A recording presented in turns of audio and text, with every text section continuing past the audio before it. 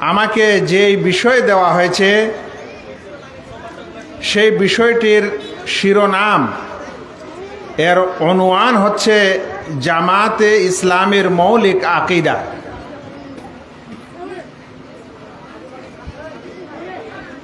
আহলে হাদিস মার্কাজি জমিয়াতে আহলে হাদিসের পক্ষ থেকে রায়গঞ্জ ব্লকে অনুষ্ঠিত এই আলোচনা।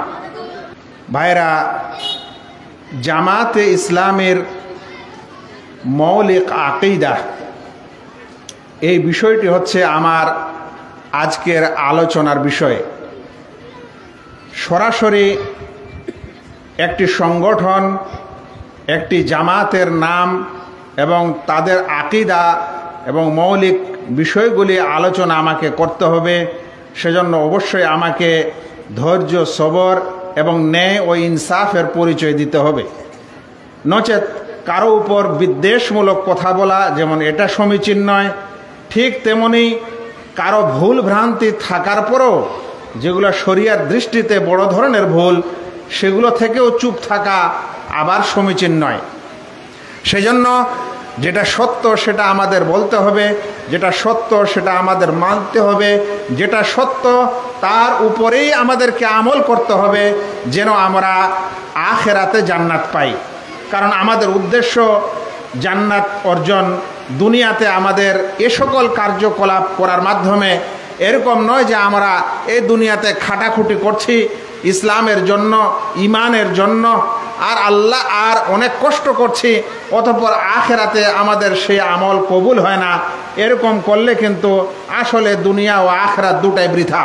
সেজন্য আমাদের এমন কার্যকলাপ করতে হবে, এমন আমল করতে হবে, এমন নীতির উপর থাকতে হবে, এমন আকীদার উপর থাকতে হবে, এমন মানহাজের উপর থাকতে হবে, যেই মানহাজ, যেই আকীদা, যেই নীতির উপর চললে আমি আখিরাতে কামিয়াব হতে পারি, সফল কাম হতে পারি এবং জান্নাত পেতে পারি। আমি তাদের আকীদা আলোচনা করার পূর্বে আপনাদেরকে একটি বিষয় জানাবো যেটা খুব জানা দরকার। সেটা হলো যে বর্তমানে আমরা জানি আমরা মুসলমানেরা অনেক দল ও উপদলে বিভক্ত, কিন্তু আমাদের আসল ইসলামটা কি? প্রকৃত মুসলমান কারা? কাদেরকে আসল মুসলিম বলা হয়? ওরা কারা? ওরা কেমন ছিলেন? তাদের নাম কি ছিল? তাদের আদর্শ কি ছিল? তারা এখনো দুনিয়াতে আছে না নেই? আমাদের সেই আসল এবং প্রকৃত ইসলাম ও মুসলমানকে চিনতে হবে ভাইয়েরা। যদি আমরা ওই জামাত, ওই ইসলামকে বুঝতে পারি, তাহলে দুনিয়াতে আমাদেরকে কেউ পথভ্রষ্ট করতে পারবে না। সেজন্য আমরা সেই ইসলাম এবং মুসলিমকে বুঝার চেষ্টা করব। শুনেন, এ বিষয়ে সবচেয়ে প্রথমে ইমাম তাহাবী রাহিমাহুল্লাহ একজন বড় পণ্ডিত এবং তিনি মুহাদ্দিসও বটে, তিনি আকীদার পণ্ডিতও বটে। তিনি তার বিশেষ বই আল আকীদা তাহাবিয়াতে আহলুস সুন্নাহ ওয়াল জামাআহ মানে প্রকৃত মুসলিমদের একটি বিশেষ বৈশিষ্ট্য বর্ণনা করছেন। শুনেন বৈশিষ্ট্যটি।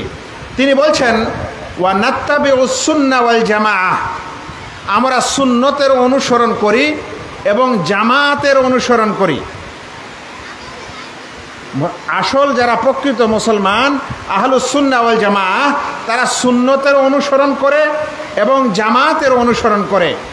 এখন আমাদের বুঝতে হবে যে ভাই এই সুন্নতটা কি আর এই জামাতটা কি? সুন্নত হলো রাসূল করিম সাল্লাল্লাহু আলাইহি সাল্লামের তরিকা ও পদ্ধতি, যেটা আল্লাহ রসুল সাল্লাল্লাহু আলাইহি সাল্লাম থেকে আমাদের কাছে পরম্পরাগত চলে এসেছে। তিনি যা বলেছেন, তিনি যা করেছেন, তিনি যা মানুষকে সম্মতি দিয়েছেন, অনুমতি দিয়েছেন, এই সবগুলো হলো সুন্নাহ। আর জামাত হচ্ছে, তিনি বলছেন ওয়াল জামাআত জামাআতুল মুসলিমিন, আর জামাত বলতে মুসলিমদের জামাতকে বোঝায়।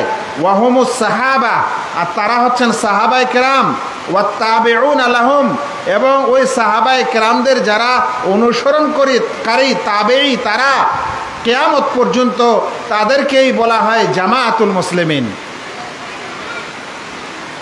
আবারও বলি খুব সহজ করে, যারা আপনারা শুনছেন ধৈর্য সহকারে শুনেন।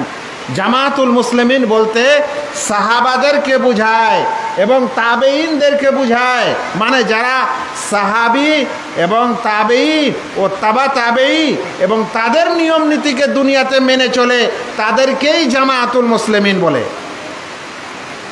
সাহাবী কাকে বলে? সাহাবী বলে রাসূল সাল্লাল্লাহু আলাইহি সাল্লামকে যারা ঈমানের অবস্থায় দেখেছে, সাক্ষাৎ করেছে এবং তার উপর তার মৃত্যু হয়েছে, তাকে সাহাবী বলে। এখন আমাদের এটা বুঝতে হবে যে তাহলে আসল মুসলমান, প্রকৃত মুসলমান হচ্ছেন ওই মুসলমান যেটা রাসূল সাল্লাল্লাহু আলাইহি সাল্লাম ছেড়ে গেছিলেন, যাদেরকে দুনিয়াতে তিনি তৈরি করে রেখে গেছিলেন, আর তারা হচ্ছেন আল্লাহ রাসূল সাল্লাল্লাহু আলাইহি সাল্লামের সাথী ও সহচর বৃন্দ এবং তারাই হচ্ছেন সাহাবায়ে কেরাম। আচ্ছা, তারা যদি সাহাবায়ে কেরাম হন আর তারা আসল মুসলমান হন, এখন রাসূল করিম সাল্লাল্লাহু আলাইহি সাল্লাম কিন্তু এটাও বলে গেছেন যে আমার মুসলমান উম্মতেরা ৭৩ দলে বিভক্ত হবে। এখন যদি সেগুলা বিভক্ত হয়ে গেছে তাহলে ওই দলটা কি, ওই জামাতটা কি? আর আল্লাহ রাসূল সাল্লাল্লাহু আলাইহি সাল্লাম যখন মানুষ বিভক্ত হবে তখন কি করতে হবে সেটা কি বলেছেন শুনেন। রাসূল করিম সাল্লাল্লাহু আলাইহি সাল্লাম বলছেন, ফাইন্নাহু মান ইয়াইশ মিনকুম বাদি ফাসায়ারা ইখতিলাফান কাসীরা, যারা আমার পরে তোমরা দুনিয়াতে জীবিত থাকবে তোমরা অনেক ধরনের বিভেদ, অনেক ধরনের ইখতিলাফ দেখতে পাবে। ফাআলাইকুম বিসুন্নতি ওয়া সুন্নাতিল খুলাফা আর রাশিদিন, এ সময় তোমরা আমার সুন্নতকে এবং খোলাফায়ে রাশিদিনের সুন্নতকে ধরে থাকবে। আচ্ছা, তাহলে কি বোঝা গেল? যে ওই সাহাবাদের জামাতের মধ্যেই হচ্ছেন 4 জন খলিফা, আবু বকর, উমর, উসমান ও আলী। আল্লাহ রাসূল বলছেন আমার পরে যখন মতভেদ দেখবে তখন তোমরা আমার সুন্নতকে ধরে থাকবে এবং এই খোলাফায়ে রাশিদিনের সুন্নতকেও ধরে থাকবে। আবার ঘুরে ফিরে সাহাবীদের মধ্যে 4 খলিফা তাদের আদর্শের উপর থাকবে, এই কথাই বলছেন। আরো শুনেন, প্রিয় নবী মুহাম্মদ মুস্তাফা সাল্লাল্লাহু আলাইহি সাল্লাম যখন এই ৭৩ ফিরকার সম্পর্কে আলোচনা করলেন তখন সাহাবারা জিজ্ঞাসা করলেন, কালু মান হিয়া ইয়া রাসূলুল্লাহ, কারণ আল্লাহ রাসূল বললেন আমার উম্মত অচিরে ৭৩ ভাগে বিভক্ত হবে। কুল্লুহা ফিন্নার ইল্লা ওয়াহিদা, এই ৭৩ ফিরকার মধ্যে সবাই জাহান্নামে যাবে একটি ছাড়া। আল্লাহু আকবার। আমাদের আল্লাহ রসুল সাল্লাল্লাহু আলাইহি সাল্লামের উম্মতেরা ৭৩টা ভাগ হয়ে যাবে আর ৭৩টার মধ্যে সবই জাহান্নামে যাবে একটা ছাড়া, মানে একটা জান্নাতে যাবে। আপনাদের আমার প্রশ্ন হতেই পারে সহজে যে ওটা কে? সাহাবারা জিজ্ঞাসা করলেন, কালু মান হিয়া ইয়া রাসূলুল্লাহ, আল্লাহর রাসূল এই সম্প্রদায়, এই দল যেটা জান্নাতে যাবে সেটা কারা হবে?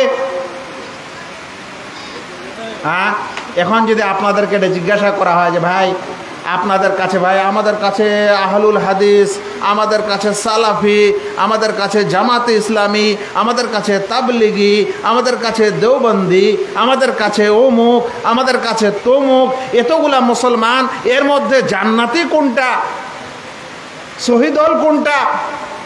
হ্যাঁ, আপনাদের এগুলা মনে আসে, কিন্তু অনেক সময় জিজ্ঞাসা করেন, অনেক সময় জিজ্ঞাসা করেন না, আর হয়তো ভালো উত্তর পান না। শুনেন, আল্লাহ রসুল সাল্লাল্লাহু আলাইহি সাল্লাম কি বললেন যে কোন দলটি, কোন জামাতটি জান্নাতে যাবে, তার বৈশিষ্ট্য কি হবে? রাসূল করিম সাল্লাল্লাহু আলাইহি সাল্লাম বলছেন, হিয়া মা কানা আলা মিসলি মা আনা আলাইহিল ইয়াওম ওয়া আসহাবি, আমি আজ যার উপর প্রতিষ্ঠিত, যেই নিয়মের উপর, যেই আদর্শের উপর আজ আমি আছি এবং আমার সাহাবায়ে কেরামরা আছে, যে সকল মানুষেরা এই নীতি ও আদর্শের উপর থাকবে তারাই জান্নাতি হবে। ভাই আর কিছু বোঝার বাকি থাকলো? যে আমরা যদি জান্নাতি দল হতে চাই তাহলে আমাদের আদর্শটা কার মতো হতে হবে?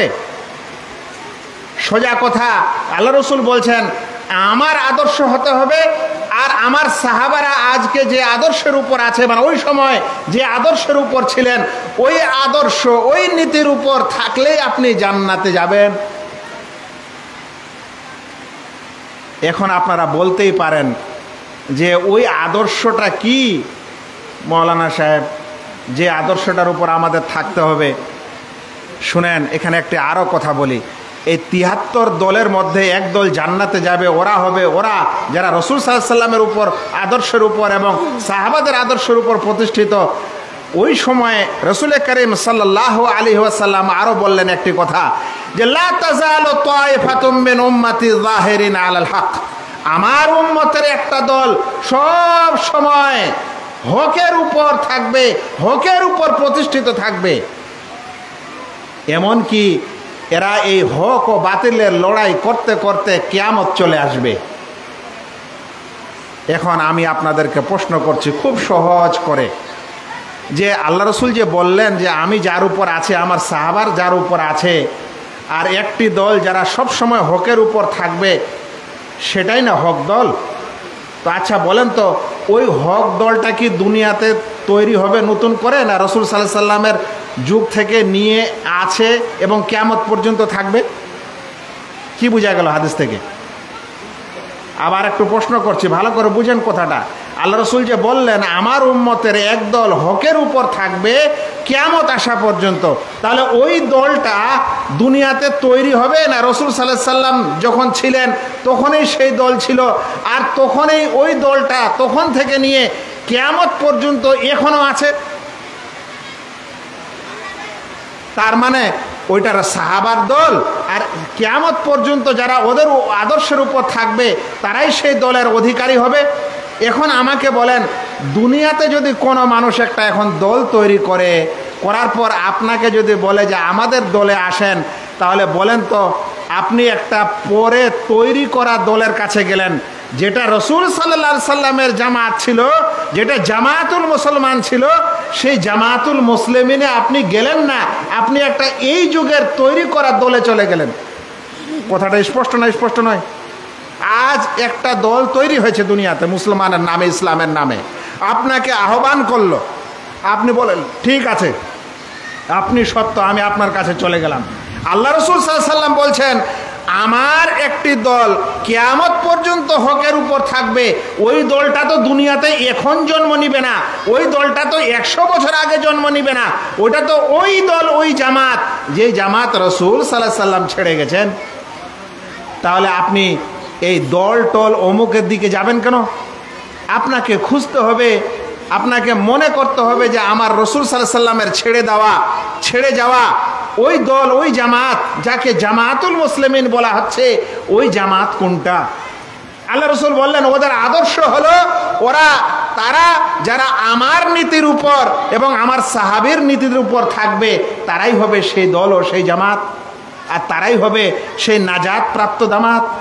এখন আমাদের কাছে সমস্যা হলো, আমাদের কাছে বাড়ির দুয়ারে দরজায় যারাই আসবে এবং আপনাকে ডাকবে, আপনি সবসময় বলবেন হ্যাঁ এরাও তো ভালোই করছে, এরাও তো ভালোই কাজ করছে, এরাও তো ভালো কথাই বলছে। না, আপনাকে বুঝতে হবে যে এরা রাসূল সাল্লাল্লাহু আলাইহি সাল্লামের যেটা আদর্শ, যেটা সাহাবায়ে কেরামের আদর্শ, সেই নীতির উপর আছে কিনা, এদের আকীদা, এদের বিশ্বাস, এদের ঈমান, এদের আমল, এদের আখলাক ওই রাসূল সাল্লাল্লাহু আলাইহি সাল্লামের ছেড়ে যাওয়া জামাতের মতো না অন্য জামাতের মতো? যদি তার মতো হয় তাহলে আপনি সেই দলেই থাকবেন, আর আগে থেকেই যদি আপনার ওই আদর্শ হয় তাহলে অন্য দলে যাওয়ার আপনার কোনো দরকার নেই। ভাইরা, আপনাদেরকে আমি বুঝাচ্ছিলাম যে যেটি রসুল করিম সাল্লাল্লাহু আলাইহি সাল্লাম যেই জামাতকে, যেই লোকদেরকে তৈরি করেছিলেন, যারা আল্লাহ রসুল সাল্লাল্লাহু আলাইহি সাল্লামের প্রতি ঈমান এনেছিলেন, তার মতো দুনিয়াতে চলেছিলেন, তারা হলেন সাহাবায়ে কেরাম। ওই সাহাবায়ে কেরামের আদর্শ যেভাবে তিনি দুনিয়াতে তাদের যেটা আকীদা ছিল, যেটা ঈমানের বিষয় ছিল, যেগুলা ইবাদতের বিষয় ছিল, এই যুগেও যারা ওই আদর্শের উপর থাকবে তারাই হবে হক জামাত, তারাই হবে সঠিক জামাত। কিন্তু আজকালে, আজ থেকে 10 বছর আগে, 20 বছর আগে, 100 বছর আগে যদি কোনো মানুষ কোনো ইসলামের নামে দল আবিষ্কার করে, তাদের নীতি করে, তাদের নিয়ম করে, তাদের উসুল বানায়, আর ওর দিকে মানুষকে আহ্বান করে, তাহলে এটা আসল মুসলিম জামাত নয়, এটা পরে তৈরি করা। আসল ওইটাই যেটা রাসূল করিম সাল্লাল্লাহু আলাইহি সাল্লাম বলেছিলেন। শুনেন, সে কারণে মনে রাখবেন, দুনিয়াতে যদি কোনো মানুষ এখন, সেটা মানে রাসূল সাল্লাল্লাহু আলাইহি সাল্লামের পর যদি কেউ একটা জামাত আবিষ্কার করে, ওটা কখনো হক জামাত হতে পারে না। কারণ জামাত তৈরি করাই নিষেধ। আল্লাহ রাব্বুল আলামিন কোরআনে স্পষ্ট বলেছেন যে ওয়াতাসিমু বিহাবলিল্লাহি জামিআ ওয়া লা তাফাররাকু, তোমরা আল্লাহর রশিকে মজবুত করে ধরো আর তোমরা দলে দলে বিভক্ত হও না।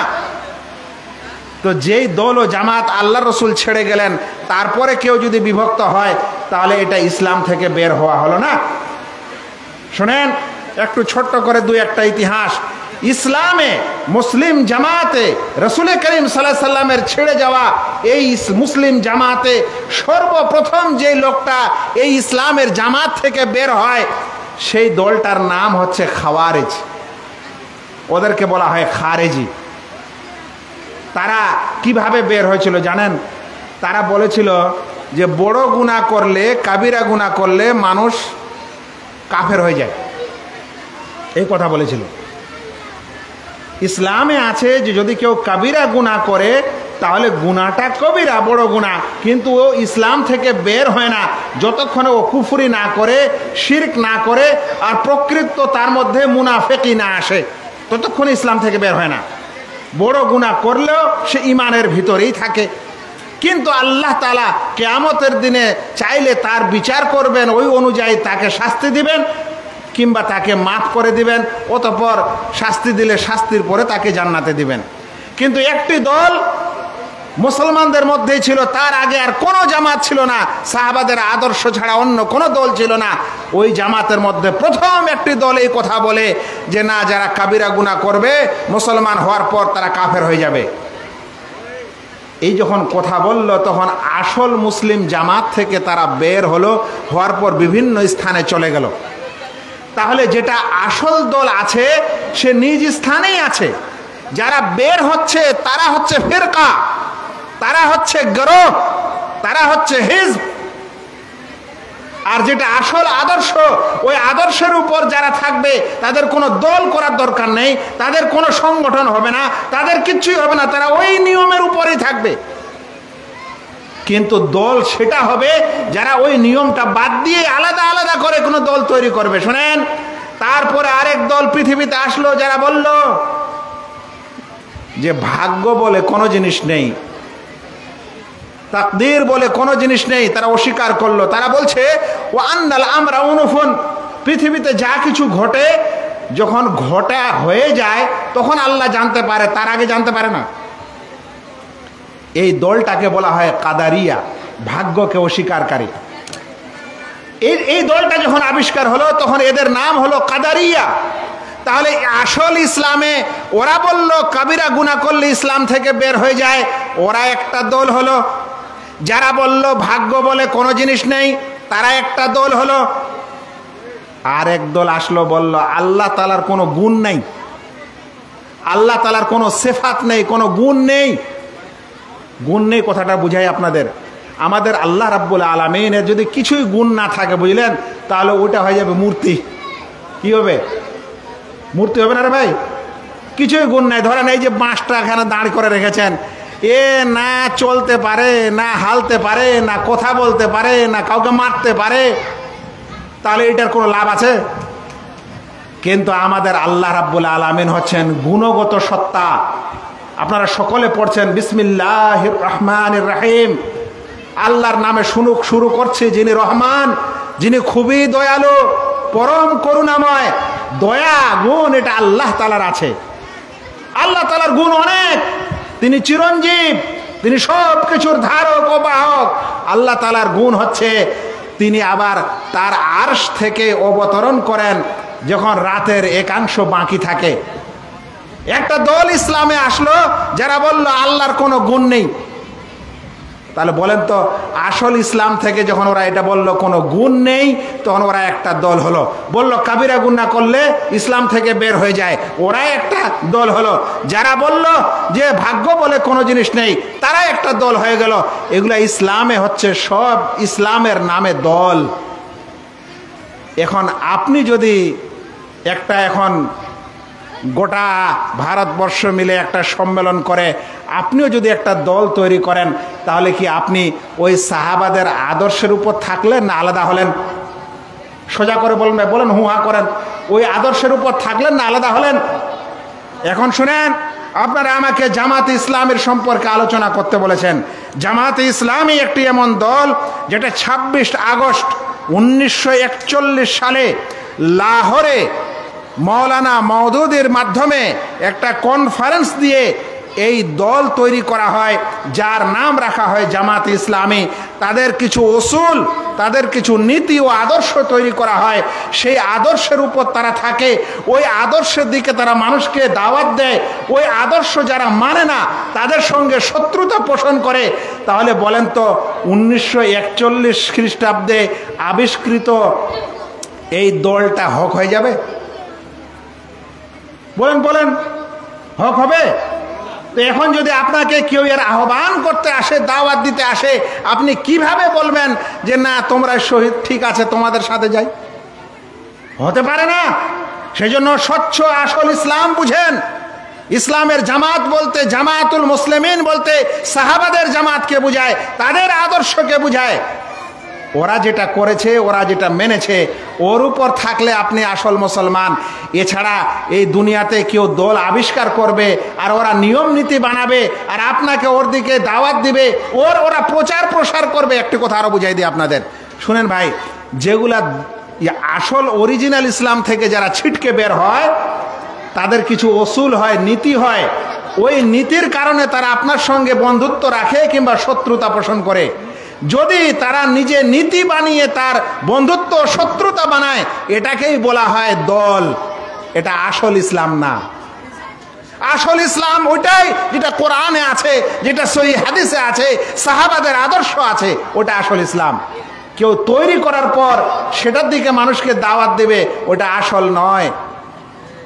ভারতবর্ষের উত্তরপ্রদেশের সাহারানপুরের কোনো একজন লোক, সে যদি 6 উসুল নামে একটা জামাত বা একটা তাবলিগি জামাত আবিষ্কার করে আর ওর জন্য একটা বই লিখে ওই বইটার দিকে যদি দাওয়াত দেয়, আর আপনি যদি ওই বইটার দাওয়াতকে না মানেন, তো আপনাকে মন্দ মনে করে আর ওটাতে ওরা খাটাখাটি করে, ওটার জন্য শত্রুতা ও বন্ধুত্ব করে, তাহলে এটাকেই দল বলে।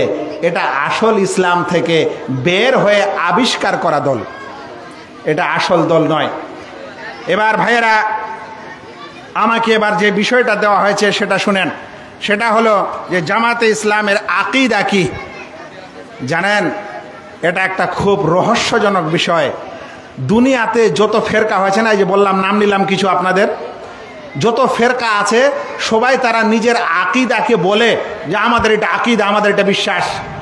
এমনকি আমাদের এই সকল দেশের যাদেরকে আমরা বেদাতি নামে চিনি, বেরেলি বলি যাদেরকে, তারাও কিন্তু নিজের আকীদাটাকে প্রচার করে না ভাই? আপনারা দেখেন না, মিলাদের সময় তারা 1 সপ্তাহ ধরে তাদের মাইকিংয়ে চলছে সব কিছু, ওরা আলোচনা করছে এরকম মজলিসে। ওরা যেটা বিশ্বাস করে না, আমাদের নবী কবরে জিন্দা, একদম ক্লিয়ারলি বলে না। কিন্তু জামাতে ইসলামে একটা এমন দল যারা নিজের আকীদা গোপন করে বলে না। এবং আশ্চর্যের বিষয় যে এরা আকীদার জন্য কোনো এখনো পর্যন্ত বই লিখেনি যে আমাদের আকীদা এটা, আমাদের ঈমান এটা নেই। এই বই পুস্তক তারা লিখেনি, অন্য অনেক বই পুস্তক লিখেছে, কিন্তু আকীদার বিষয়টা গোপন। এরা যেখানে থাকে সেই ধরনের এই আকীদা ধারণ করে। কথাটা খুব আমি ভালো করে বলছি এবং দায়িত্ব সহকারে বলছি যে জামাতে ইসলামী একটা এমন দল যারা নিজের আকীদা গোপন করে যেখানে থাকে তারা সেই স্থানের লোকের আকীদাই পোষণ করে। এই জন্য জামাত ইসলামের মধ্যে কিছু মানুষ পাবেন যারা হচ্ছে আশায়েরা বুঝেন? আশায়েরা মানে যারা আল্লাহ তাআলার এই গুণগুলির অপব্যাখ্যা করে। একটু আগে বলছিলাম অস্বীকার করে, এরা অপব্যাখ্যা করে। মৌলানা মওদুদী সাহেব তার তাফসীরে অপব্যাখ্যা করেছেন। এটা আমার এখন বিষয় নয় যে আমি ওগুলো আপনাদেরকে বুঝাবো। শুনেন, ওরা একটি এমন দল, কোনো সময় তারা দেওবন্দিও হয় আর কোনো সময় তারা আবার বেরেলিও হয়। একটি এমন দল যাদের মধ্যে আহলে কোরআনও আছে এবং মুতাজিলিও আছে। একটা এমন দল যারা মাঝে মাঝে সুফিদের, কবর পূজারীদের প্রশংসা করে। আপনি হয়তো এতক্ষণে আমার উপর কিছু মনে করছেন যে আমি একটু বাড়াবাড়ি করে কথা বলছি। না, দেখেন ওই মানুষ আমি না। আমি আপনাদেরকে প্রমাণ দিয়ে কথা বলছি। ধরেন বাংলাদেশের, আমি বাংলা ভাষার কথাটা বলছি এই কারণে যেন আপনাদের বুঝতে সুবিধা হয়, কারণ পশ্চিমবাংলার মানুষ। বাংলাদেশের যিনি জামাতে ইসলামের প্রথম আমির, তার নাম হলো গোলাম আজম। তার একটা বই আছে, যে বইটার নাম হলো আন আকিমউদ্দিন। সেই আন আকিমউদ্দিনে তিনি যখন ইসলামিক দলগুলির প্রশংসা করছেন, তখন তিনি খানকা ও মাজারের প্রশংসা করছেন। আচ্ছা বলেন তো, খানকা, দরগা ও মাজারে তারা যে আল্লাহ ছাড়া অন্যের কাছে রুকু করে, সাজদা করে, নাজার নেয়াজ করে, তাদের কাছে প্রার্থনা করে, এগুলা শিরক। কিন্তু সেই কাজগুলোর আপনি প্রশংসা করতে পারেন?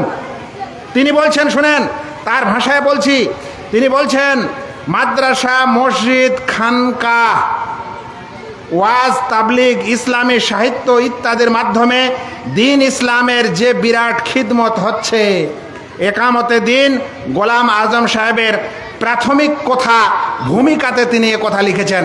আচ্ছা বলেন তো, তাহলে খানকা ও দরগায়ে যে সকল কার্যকলাপ হয়, যেটা স্পষ্ট শিরক, তিনি বলছেন এর মাধ্যমে দিনের যে খিদমত হচ্ছে।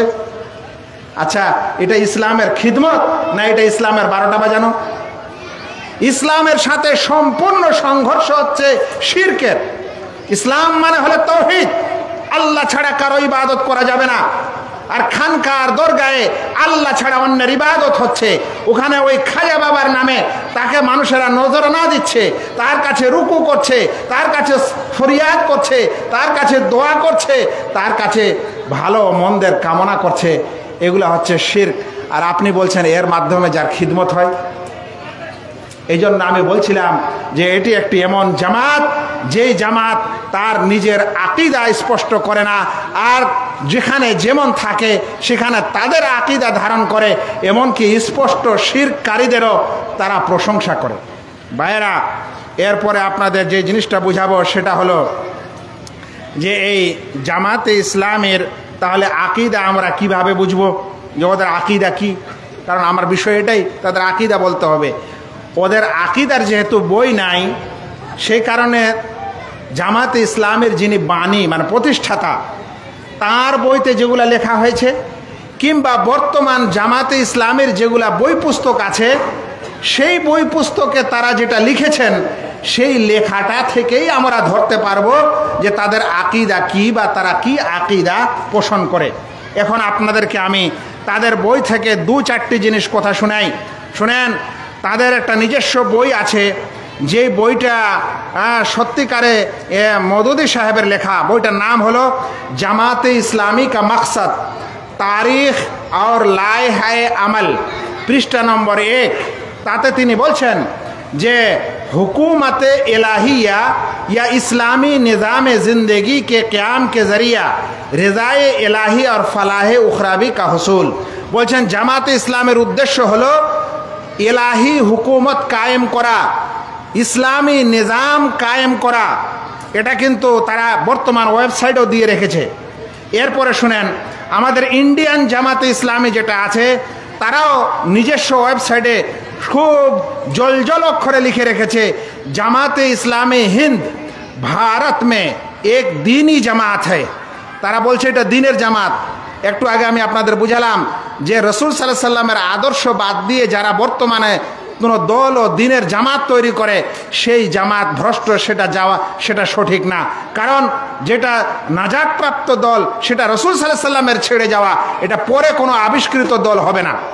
তারা বলছেন, আমাদের এই ভারতবর্ষে জামাতে ইসলামী, তারা বলছেন যে ये एक दीनी जमात है जिसका नस्बुल आइन इकामत दिन है। नस्बुल आइन মানে আসল উদ্দেশ্য, আসল টার্গেট হচ্ছে একামতে দিন, দিনের একামত করা, দিন কায়েম করা, দিন প্রতিষ্ঠিত করা। এখন স্বভাবতই আপনাদের প্রশ্ন আসবে যে মৌলানা এই হুকুমতে এলাহিয়া কায়েম করা, দিন কায়েম করা, একামতে দিন করা, এটা কি জিনিস? এটাই তারা বলে থাকে, এটা কি জিনিস এটা একটু বুঝেন, আপনাদেরকে বুঝাই এই একামতে দিন তারা কি বুঝে আর সত্যিকারে এর অর্থ কি, এটা বুঝতে হবে আমাদের। যে একামতে দিন বলতে তারা কি বুঝেন, কি বুঝলেন, আর সত্যিকারে এর অর্থ কি, এটাই বুঝেন। আজকের আলোচনার আসল কথা কিন্তু এটাই। জামাতে ইসলামের আকীদা উদ্দেশ্য হচ্ছে একামতে দিন করা, অন্য ভাষায় বলা যেতে পারে ইসলামিক রাষ্ট্র তৈরি করা। এই একটা আগে বাংলা ও উর্দুতে কোটেশন শুনেন। গোলাম আজম সাহেব তার বইতে লিখছেন, অর্থাৎ দিনকে কায়েম বা বিজয়ী করার চেষ্টা করা হচ্ছে ফরজে আইন, মানে তারা এই দিন কায়েম করাটাকে বলছেন ফরজ। আলেম ওলামা থাকেন, তারা জানেন যে ফরজ দুই ধরনের ভাই, একটা কলা বলা হয় ফরজে আইন, একটাকে বলা হয় ফরজে কেফায়া। ফরজে আইন মানে সবার উপর যেটা ফরজ, যেমন আমাদের সবার উপর নামাজ ফরজ, এটাকে বলা হয় ফরজে আইন। তারা বলছে একামতে দিনটা হচ্ছে ফরজে আইন, মানে আপনি আমি সব আমাদের উপর এই 5 ওয়াক্তের নামাজ যেমন ফরজ, ওরকম একামতে দিন করাও ফরজ। এটা কে বললেন? আমি না, জামাতে ইসলামের প্রতিষ্ঠাতা তিনি কথা বললেন। তারপরে তিনি শুনেন আরো বলছেন, একামতে দিন পৃষ্ঠা 29-এ পাবেন। তিনি আরো বলছেন সব ফরজের বড় ফরজ। হ্যাঁ ভাই, একটা হলো ফরজ, আর যদি ফের বলা হয় সব ফরজের বড় ফরজ, তাহলে কি হয়ে গেল? মানে ওইটা সব ফরজের চাইতে বড় ফরজ হয়ে গেল। তিনি বলেন সব ফরজের বড় ফরজ হিসাবে একামতে দিনের দায়িত্বকে বুঝবার পর কারো পক্ষেই ইসলামের কতক মূল্যবান খিদমত করে সন্তুষ্ট থাকা সম্ভব নয়। একামতে দিন 30 নম্বর পৃষ্ঠা। তার মানে সব ফরজের বড় ফরজ হলো একামতে দিন করা। আমি নিজের থেকে বলি না, এই বই এবং পৃষ্ঠা থেকে বলছি। শুনেন, মৌলানা মওদুদী সাহেবের অনেকগুলা বই আছে, তার মধ্যে একটা তাফহিমাত, খুতুবাত, তাজদীদ ও ইহয়ায়ে দ্বীন। সেই বইতে তিনি লিখছেন अंबिया की बेअसत का असल मकसद और अहले इस्लाम का असल फरीदा इस्लामी हुकूमत की तश्कील है। এর বাংলা অর্থ হচ্ছে নবীদের প্রেরণ করার আসল উদ্দেশ্য আর ইসলামের আসল ফরজ কাজ হচ্ছে ইসলামিক রাষ্ট্র কায়েম করা, ইসলামিক রাষ্ট্র তৈরি করা। তিনি বলছেন और बाकी आदात, नमाज, रोजा, हज वगैरह इसी मकसूद के लिए ट्रेनिंग कोर्स है। আর তারপরে কি বলছেন ভাই? আমাকে শুরুতেই আপনারা বলবেন তো যে কয়টায় ছাড়তে হবে, মাঝখানে পুরচি দিলে মুশকিল। আমি ওই হিসাবেই আলোচনা করি। 5 মিনিটে কেমন করে বিষয়টা ক্লিয়ার হবে? শুনেন, জি 10 মিনিটে নিচ্ছি। বলছেন ইমাম মওদুদী সাহেব, তাদের বলছেন যে এই যে নামাজ, রোজা, হজ, যাকাতগুলো আছে, এগুলো আসল ফরজ না, ওই বড় ফরজ একামতে দিন করার জন্য এগুলা ট্রেনিং। তাহলে নামাজ রোজা হয়ে গেল আপনার ছোট বিষয়, আর একামতে দিনটা হয়ে গেল বড় বিষয়। ভাই আল্লাহর ওয়াস্তে বলেন, যদি এটা এত বড় বিষয় হয় তাহলে এর সম্পর্কে আমাদের উম্মতের ওলামারা তাদের পূর্বে কোনো বই কেন লিখেননি? একটা তো দুনিয়াতে বই থাকবে। জামাত ইসলামের পূর্বে একামতে দিন সবচেয়ে বড় ফরজ, কেউ লিখেন না। আচ্ছা, যদি এটা এত বড় ফরজ হয় তাহলে আপনি বলেন যে এটা বুখারী শরীফের কোন কিতাবে আর কোন অধ্যায় আর কোন অনুচ্ছেদে আছে? বলেন, যদি এটা এত বড় ফরজ হয় তাহলে সহিহ মুসলিম, আবু দাউদ, তিরমিজি, ইবনে মাজার কোন অধ্যায় কোন অনুচ্ছেদে আছে? যদি এটা বড় ফরজ হয়, মনে রাখবেন প্রত্যেক বইয়ের প্রথম চ্যাপ্টারটা হয় আকীদা ও ঈমান। আমাদের ইসলামে জামাত ইসলামের পূর্বে, এদের পূর্বে কোনো একটা চ্যাপ্টার পাবেন না যেখানে লেখা আছে যেটা অধ্যায় বা অনুচ্ছেদ ইকামতে দিন। তাহলে যেই জিনিস ছিল না সেই জিনিস তারা আবিষ্কার করে আমাদেরকে চাপিয়ে দিচ্ছে এবং এই বেদাতি নীতি আমাদের উপর তারা প্রচার ও প্রসার করছে। ভাইরা, এবার আপনাদেরকে একটু বুঝাই যে আসলে ইকামতে দিন সম্পর্কে কোরআনে কি কিছু আছে? আমি বলবো আছে। কেমন আছে আর কি আছে সেটা বুঝেন। যেমন কোরআনে আছে ওসিলা ধরা, ওয়াবতাগু ইলাইহিল ওয়াসিলা, তোমরা ওসিলা তালাশ করো, অন্বেষণ করো। বেদাতি ভাইয়েরা বলে মানে পীর ধরো। আর এখন আপনি পীর কেন ধরেননি? আপনি কোরআনে যদি দেখেন যে ওসিলা ধরো মানে হচ্ছে নেক আমল করো, নেক আমলের মাধ্যমে আল্লাহর নৈকট্য লাভ করো, আর ওরা বলছে পীর ধরো, তাহলে ব্যাখ্যাটা ভুল হলো কিনা? এখন যদি কোরআনে ইকামতে দিন থাকে আর ওরা যদি বলে ইসলামিক রাষ্ট্র কায়েম করো, আর আমাদের ওলামারা ও মুফাসসিররা যদি আলাদা তাফসীর করে, তাহলে আপনি ওদের বেদাতি অর্থটা নেবেন না যেটা আমাদের মুফাসসিররা বলেছেন সেটা নেবেন? শুনেন, আন আকিমুদ্দিন বলে যে আয়াতটি কোরআনে আছে, সেই আয়াতটি হলো সূরা শূরার 13 নম্বর আয়াত। কিন্তু এর অর্থ কি আর তারা কি করলো এটা বোঝার বিষয়। এর অর্থ শুনেন, কোরআনে আল্লাহ বলছেন শারা আলাকুম মিনাদ-দ্বীন, তোমাদের জন্য দিন তৈরি করা হয়েছে, মা ওয়াসসা বিহি নূহান, ওই দিন যেই দিনের ওসিয়ত নূহ আলাইহিস সালামকে করা হয়েছে এবং ওহী করা হয়েছে আপনার দিকে, এবং ওহী ওসিয়ত করা হয়েছে যার ইব্রাহিম আলাইহিস সালামকে, মূসা আলাইহিস সালামকে, ঈসা আলাইহিস সালামকে। ওই দিনের ওই ওসিয়তে মুহাম্মদ সাল্লাল্লাহু আলাইহি সাল্লাম আপনাকে করা হলো। কি জিনিস সেটা? আন আকিমুদ্দিন, যে তোমরা দিন কায়েম করো, ওয়ালা তাতাফাররাকু ফি, আর দিনে তোমরা বিভেদ সৃষ্টি করো না। ভালো কথা বলছে, এই তো পাওয়া গেল আকিমুদ্দিন, ইকামতে দিন করা। কিন্তু ইকামতে দিন করা মানে ইসলামিক রাষ্ট্র কায়েম করা না অন্য কিছু মানে? এটা তো বুঝতে হবে। শুনেন, তাফসীরের সবচেয়ে বড় মুফাসসির হলেন ইমাম ইবনু জারির আত-তাবারি। তিনি আন আকিমুস সালাহ আন আকিমুদ্দিনের অর্থ বলছেন, আন আকিমুদ্দিন, দিন কায়েম করো, কালা ইমালু বিহি, তোমরা দিনের উপর আমল করো, দিনের কাজগুলি বাস্তবায়ন করো। ইকামতে দিন মানে এটা, মানে ইকামতে দিনের অংশ কি ভাই? দিন কাকে বলে? হাদিসে জিবরিলে এসেছে দিন বলা হয় ইসলাম, ঈমান এবং ইহসানকে। আল্লাহ রাসূল সাল্লাল্লাহু আলাইহি সাল্লামকে হাদিসে জিবরিলে এসে যে আল্লাহ রাসূলকে জিজ্ঞাসা করেছিল, আল্লাহ রাসূল বলেন ঈমান কাকে বলে, ইসলাম কাকে বলে, ইহসান কাকে বলে? তখন ওই ফেরেশতা যে চলে গেলেন, তারপর আল্লাহ রাসূল সাল্লাল্লাহু আলাইহি সাল্লাম উমর রাদিয়াল্লাহু তাআলা আনহুকে বললেন, জানো এটা কে? বলে আল্লাহ রাসূল আপনি ভালো জানেন। তখন তিনি কি বলেছিলেন যে হাদা জিবরিল আতাকুম ইউআল্লিমুকুম দীনাকুম, এটা জিবরিল ছিল, তোমাদের কাছে এসেছিল তোমাদের দিন শিখাতে। তাহলে দিন বলা হয় ইসলামকে, ঈমানকে, ইহসানকে। আর দিন কায়েম করো এর মানে হলো যে এই দিনের কাজগুলি তোমরা আমল করো। আর ওরা বলছে ইসলামী হুকুমত কায়েম করো।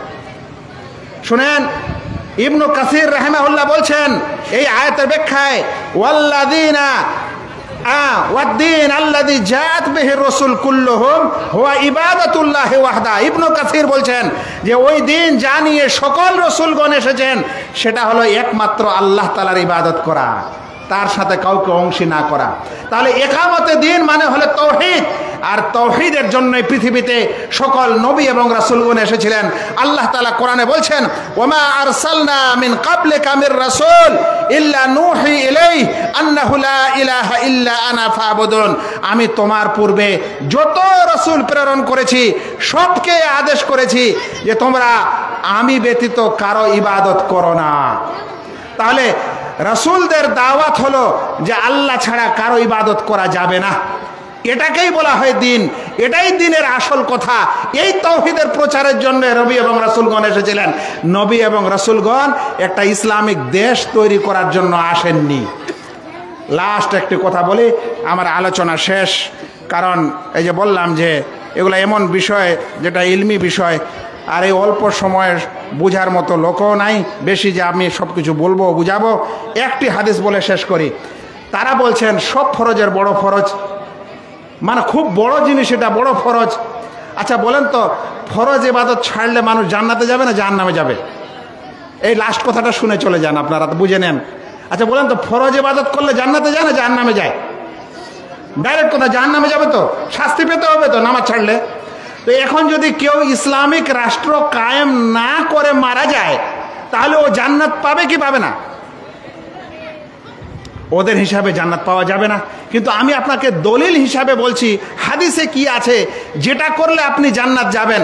যদি ওই হাদিসে একামতে দিনটা না থাকে, তাহলে তওবা করেন আপনারা যারা এই শব্দ ঢুকিয়েছেন যে একামতে দিন হলো বড় ফরজ। আর এই বড় ফরজ হচ্ছে নবী এবং রাসূলদের দাওয়াতের মূল কথা। এটা আপনাদের বিদআতি বক্তব্য, এটা আপনাদের হবে একেবারে চক্রান্তকর বক্তব্য, উম্মতকে বিভ্রান্তকারী বক্তব্য। এটাকেই বলা হয় তাবিল ও অপব্যাখ্যা। শুনেন, রাসূল করিম সাল্লাল্লাহু আলাইহি সাল্লামের কাছে একাধিক হাদিস সহিহ মুসলিমের কিতাবুল ঈমানে এসেছে। আমি সহিহ মুসলিমের শিক্ষক, আমি এই হাদিসগুলো সবসময় পড়ি, এর ব্যাখ্যা সহকারে বুঝাই। একটি হাদিস আপনাদের সামনে তুলে ধরছি, শুনেন ভালো করে। যে যদি বড় ফরজ এটা হয় একামতে দিন করা, মানে ইসলামিক রাষ্ট্র কায়েম করা, তাহলে যে মানুষ ইসলামিক রাষ্ট্র কায়েম করার মেহনত করলো না, মারা গেল, তাহলে সে জাহান্নামে যাবে। কিন্তু ইসলামিক রাষ্ট্র কায়েম করার এরকম কথা যদি না থাকে, মানে আপনাদের ভাষায় একামতে দিন যদি না থাকে, আর সেই লোকটা যদি জান্নাতে যায়, তাহলে আপনার এই কাজ আপনিও তওবা করেন, মানুষকে এ থেকে তওবা করান। শুনেন, আবু হুরায়রা রাদিয়াল্লাহু তাআলা আনহু থেকে বর্ণিত, আন্না আরাবিয়ান জাআ ইলা রাসূলিল্লাহ সাল্লাল্লাহু আলাইহি ওয়াসাল্লাম, একজন বেদুইন মানুষ আল্লাহ রাসূল সাল্লাল্লাহু আলাইহি ওয়াসাল্লামের কাছে আসলো।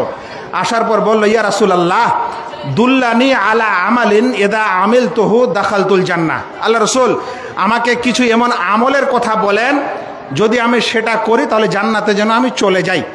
ভাই, এর চাইতে ভালো কথা কিছু আছে? যে আমাকে এমন কিছু কথা বলেন, কাজ বলেন, যেগুলা করলে আমি জান্নাতে চলে যাব। আচ্ছা দেখেন তো, এখানে একামতের দিনটা আসে না নাই?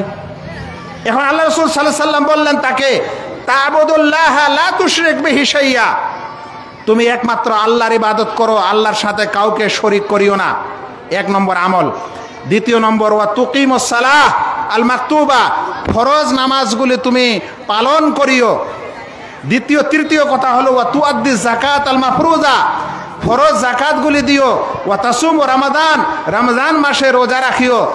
তখন লোকটি কথা শুনে বলে, আল্লাহ রাসূল ঠিক আছে, আমি এর বেশিও করব না, এর কমও করব না। ভালো করে শুনেন, আপনারা যদি বলেন যে একামতের দিন ফরজ, তাহলে এর সাথে সাথে ওই লোক বলছে এই কথাগুলি শোনার পর, আল্লাহ রাসূল এর চেয়ে বেশিও করব না, এর চেয়ে কমও করব না। তো যদি একামতের দিনটা ফরজ হতো, তাহলে একটা আরো বেশি করতে হবে তো নাকি? এরপর কি হলো? লোকটা চলে যেতে লাগলো। আল্লাহ রাসূল বললেন, মান সাররাহু আইয়ানদুরা ইলা রাজুলিন মিন আহলিল জান্নাহ ফালিয়ানদুর ইলা হাদা, যদি কোনো মানুষ কোনো জান্নাতি ব্যক্তিকে দেখতে চায়, তাহলে এর দিকে যেন দেখে নেয়। হাদিসটিকে ইমাম মুসলিম বর্ণনা করেছেন, 107 নম্বর হাদিস। আল্লাহর ওয়াস্তে বলেন তো ভাই, একামতে দিন যেটা আপনারা বলছেন যেই অর্থে যে ইসলামিক রাষ্ট্র কায়েম করতে হবে, সে তার জন্য আমাদের মেহনত করতে হবে, ওটা হচ্ছে ফরজে আইন, মানে সব ফরজের বড় ফরজ, ওটাই হচ্ছে ফরজে আইন। তাহলে এই হাদিসে ওই কথা বর্ণনা কেন করা হলো না? আল্লাহ রাসূল সাল্লাল্লাহু আলাইহি ওয়াসাল্লাম যতগুলো হাদিস এসেছে যে কাজ করলে জান্নাতে যাব, ওখানে একামতের দিনের পরিভাষাটা নেই কেন? তাহলে এটা আপনাদের তৈরি করা এবং মওদুদি সাহেবের নিজস্ব ব্যাখ্যা, সমস্ত মুফাসসিরিনের ব্যাখ্যার বিপরীত একটা ব্যাখ্যা নিয়ে এসে এই বেদাতি ব্যাখ্যা দিয়ে একটা দল, একটা জামাতকে প্রতিষ্ঠিত করে আমাদেরকে বিভ্রান্ত করা হচ্ছে। তবে মনে রাখবেন একটি কথা লাস্টে বলে যাই, যে যদি কোনো একটি দেশে আমাদের ঈমান আমল ভালো হয়, তাহলে আমাদের রাষ্ট্রটাও কিন্তু ইসলামের হবে, আমাদের নেতাটাও কিন্তু মুসলিম হবে। আর ওই সময় কিন্তু ইসলামের আমল এবং ইসলামের সব কাজ করতে আমাদের সুবিধা হবে। কিন্তু আমি আর আপনি যদি আমাদের ঈমান সহি না হয়, আমাদের ফরজ ও নফল ইবাদত না হয়, আদব কায়দা না থাকে, তাহলে কিন্তু আমরা ইসলামিক দেশও পাবো না, আর ইসলামিক দেশের ইসলামিক নেতাও পাবো না। সেটাই একটা বড় বিষয়।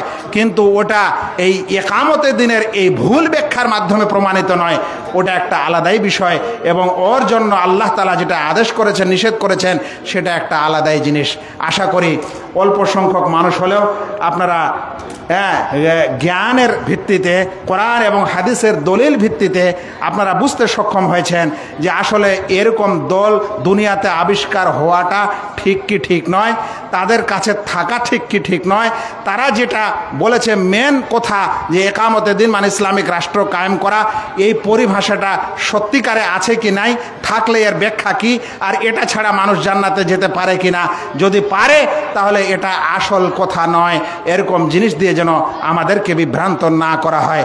ওমা আলাইনা ইল্লাল বালাগ। আসসালামু আলাইকুম ওয়া রাহমাতুল্লাহি ওয়া বারাকাতুহু। মাফ করবেন, একটু সময় দিন।